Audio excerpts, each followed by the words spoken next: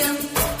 विश्वाधारम् गगनसदृशम् मेघवर्णम् शुभाङ्गम्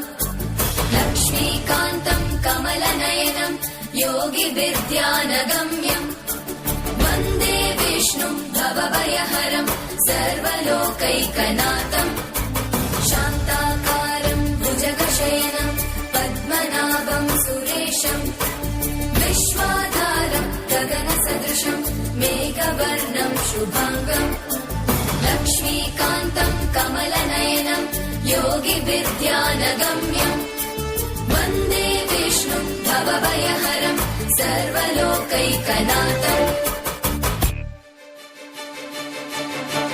त्रैलोक्यपूजितः श्रीमान् सदा विजय